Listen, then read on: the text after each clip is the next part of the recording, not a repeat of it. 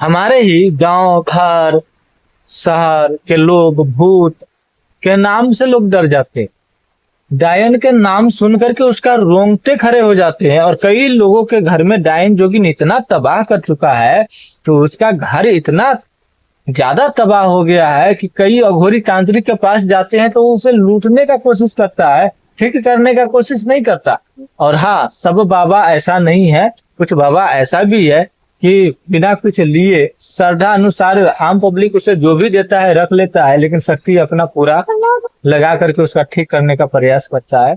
2 रुपया हो 4 रुपया हो जो भी देता है रख लेता है। तो सब तरह का लोग, तो इसके बारे में आप अपना विचार रख सकते हैं। आप भी एक भगत है भगवान का, तो आप अपने विचार से कैसा सोच रखते हैं?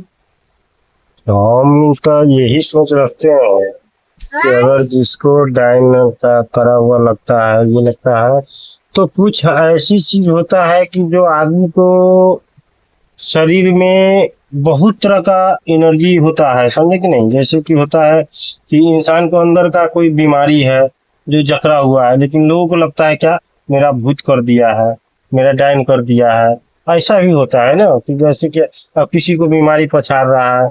और अभी तो अक्सर इंसान यही कहता है कि हो बाबा हम तो कुछ न केकरो बिगाड़ दिए, हम तो केकरो कुछ न कही।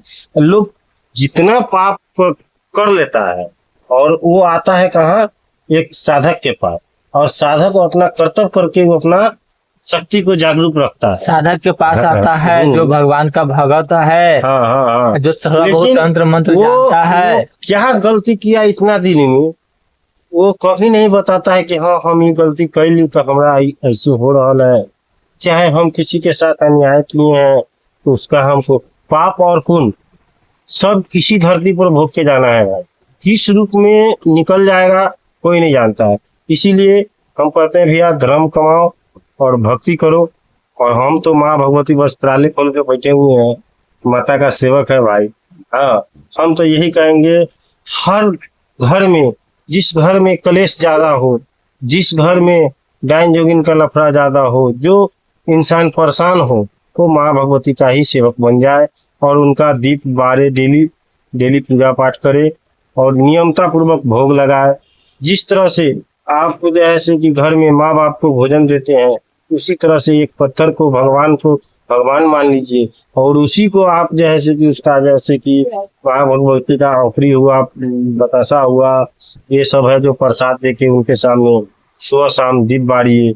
और ज्यादा विशेष जो परेशान है वो व्यक्ति हवन चालू कर दिए। माता भगवती में अनेकों प्रकार की माताएं होती है, देवी दुर्गा में। तो कौन सी देवी के बारे में आप बता रहे हैं कि अंकुर चढ़ाना चाहिए या बतासा चढ़ाना चाहिए, बम चढ़ाना चाहिए? शक्ति में जो उतना भी शक्ति है, माँ तो एक ही माँ है। सबका उनका रूप आकार बदला हुआ है, इसीलिए माता भगवती को क्या क्या चीज चढ़ाया जाए? जैसे कि माता भगवती में अनेकों माताएं होती है, शीतल माता हो गए, काली माता हो गए, तारा माता हो गए। हाँ, सब अपने अपने माताएं का पूजा पाठ करते हैं। माता चाहे जितना भी हो, चाहे जहाँ भी हो, आदि शक्ति से बड़ा कोई नहीं। माँ जगदम्बा जो है वो जैसे उनसे बड़ा हम तो अभी तक किसी को नहीं मान रहे हैं। आदि शक्ति से बड़ा न आज तक कोई है न होगा। इसलिए सृष्टि को रचयिता वही है। ये 2 से दुनिया था। हाँ। ये 2 से दुनिया है।